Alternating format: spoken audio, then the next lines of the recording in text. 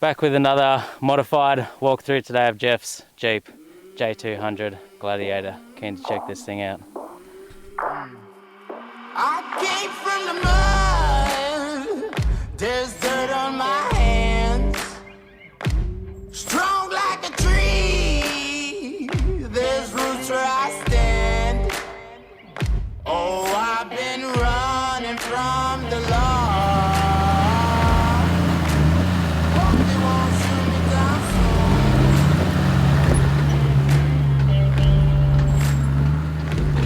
Facing on a sleepless night.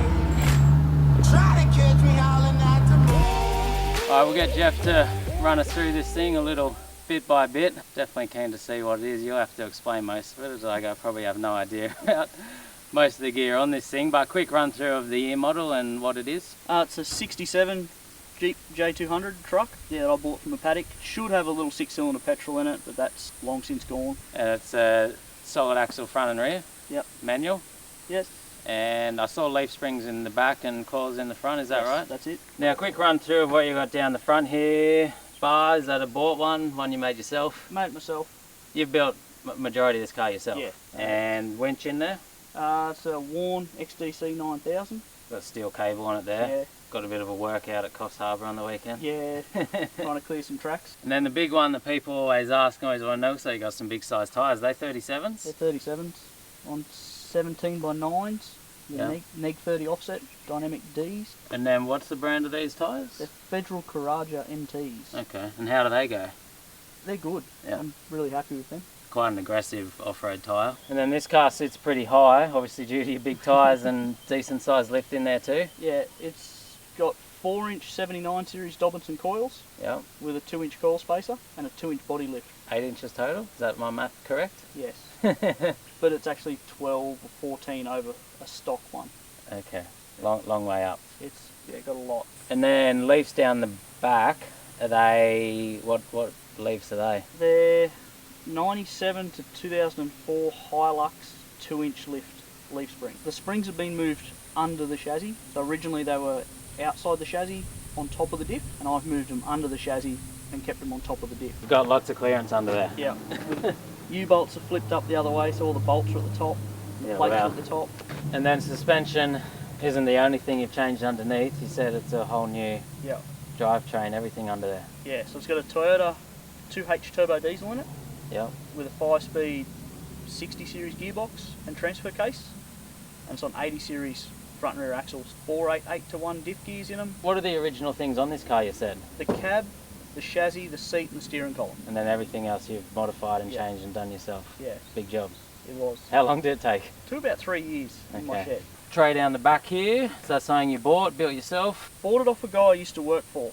He had it on his big Jeep J20 that he had, which was a little bit longer. So I had to move the mounts further back, moved those forwards. I built the mudguards, put the toolbox on it, steel tray. And is this Raptor coated? Yeah, the whole thing's wrapped it. And the cab as well. Yep. Big exhaust down the back here. Is that something you made yourself or bought? Yeah, made that. So it's a 4-inch pipe, only to back here. And then it goes back to 3 all the way to the motor. Big tyres, Yeah, big lift, plenty of suspension travel, yes. and twin locked as well. And twin lock. Not much stopping it. No. What are the lockers you've got in it? It's got a Goanna locker in the back, Yep. the little lunchbox auto locker, Yep. and it's got an Eaton E-locker in the front. You've just been on a trip away to Coffs Harbour. You got all your camping gear. You just tie Yep. everything on the tray when you Yeah. go away. Works all right. It works well. Swag, esky. Swag, esky. Oh, it's a fridge. It's actually a fridge. Oh, so you got a 12-volt setup on this too. Yeah. You just mentioned your dual battery setup, which you got in here. Yeah. What are you running? It's a Projector smart isolator Yep. and a 100 amp hour marine battery. Is that mostly to run your fridge? Yeah, it just runs the fridge, lights up on the top of the tray. Okay, and charge. It looks like you had a couple of USB charging Yeah. points for your phones and things Yeah. like that. Engine bay here, which I'll mostly have no idea what you're talking about, but plenty of people probably will. What engine have you got in here? It's not the original one. No. So this is a 2H out of a 60 series. It's actually out of my first 60 series I had. Been rebuilt, it's got a turbo on it. Takes a standard 60 series radiator and hoses. make roadside repairs easier if I need to do it. Yeah, old mechanical diesel. It will run with no electricals whatsoever. What size fuel tank you got in this? Carries 200 litres diesel. 200 litres, wow. Yep. That's a lot of fuel. Yeah. And you said you worked out your fuel rating, Yeah, it's doing around the 15 litres to the 100.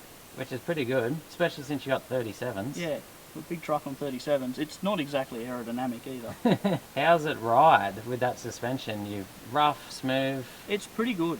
Like cruise control would have been nice, but otherwise it would sit on the freeway at 110. Okay. Yeah. Got plenty of power then, like as it can sit comfortably at your higher speeds. Yeah. Got your winch control over there. Yeah, winch controls. Fuse box. No snorkel on this, does it? But No. there's the intake up high. Yep, It's nearly as high as someone's snorkel anyway, yeah? Yeah. Air intake's chest high. that's it. You still got plenty of wading depth. And facing backwards as well, so if you get that splash up in, Yep. it's not going to head up in there. I have put it onto an actual brake booster and dual system brake system. What sort of brakes do these things run? Are they drum brakes? It's got four-wheel disc brakes. Okay. 80 series booster and master cylinder, so that matches all the brakes on the car. It's an 80 series clutch master cylinder as well. So trying to keep it as much of the 80 series as possible means Yeah. you can run everything together reasonably well. Yeah, it saves a lot of working out. Yep. So I went to use that booster and master cylinder because it matched all the brakes. I actually used the pedal box out of the 80 series as well. So then the brake pedal's got the right leverage on it, the right swing on it. A little bit about yourself. How did you do all this? Because there's no way I can do this. You obviously have some skills in the area. So I'm a qualified mechanic, been tinkering away on this stuff since I was about 12. Did my trade in a small workshop with some very knowledgeable people. It wasn't convenient to go and buy necessarily the right part, so that they would make do with what parts we had. It makes you think that way. So then doing things like this, it's easier to go about it. Now you've done it, has there been anything that keeps, like, any breakages that you've had to fix? It runs really well. It runs really well. To begin with, it destroyed a couple of fans because they didn't have the radiator far enough away from the engine, because the cab moves a lot. Half the body mount is actually a valve spring. Yeah. Lets the cab move on the chassis to let the body flex better. But yeah, once I've rectified that, just move the radiator further forwards. While you're here, we may as well make the most of your knowledge. Yeah. Is there any major things you've learnt? Is there any sort of tips or things you've learnt for someone rebuilding a whole car? Not overly concerned about keeping it original. Use parts that are easy to get. Like your Land Cruiser parts yeah. and that? Yeah. Because old Land Cruiser parts would be a hell of a lot easier to find than old Jeep 200 parts. Gladiator Jeep parts. Yeah, yeah. The original motor for this thing was an overhead cam 6-cylinder, and that was in this in 1967. In 1968, it wasn't. They'd stopped using that motor. Yeah. Like, I've got to find parts for an engine that was in production for 3 years. Fully road registered, you drive it to work every Yeah. day. It's not just something that you only drop off out the bush for your four-wheel driving. No, I drive this thing everywhere. Do obviously enjoy a bit of four-wheel driving camping. You're out here to use it. Inside the cab here, it's no modern 2020 car. No. Original steering column, you said? Yep, original steering column and wheel. All this, is that original or Yeah, new? this is all original. That's actually a 60 series instrument cluster. Yep. That's had this. I cut the centre out of it. It meant that I plugged that gauge in and it all worked. Keep it as close together as possible rather than trying to mix, match Yeah. and organise everything. Because wiring issues is what'll kill most cars. Up the top there, got a few, is it UHF up there? Yeah, UHF and a CD player. No heater, no aircon, no cruise control. Keeping it simple. Yes, very simple. Is this, it's only a two-seater. Can you ever fit a third person there? It's registered as 3, Okay, but pre-1970 doesn't require seatbelts. Belt. There's no middle seatbelt, okay. but it can have a third person in it. Thanks for showing us around your Jeep. How much, I was actually thinking, how much did you pay for this? I paid $600 for this thing. $600, and this is what you've turned it into. Yep. Do you have an overall cost of what this build would have been, or too hard to calculate? Kind of worked it out. It was around the 10,000 mark. Definitely a unique vehicle. Yeah. We'll take this thing for a drive out on the tracks and Yep. see how it goes.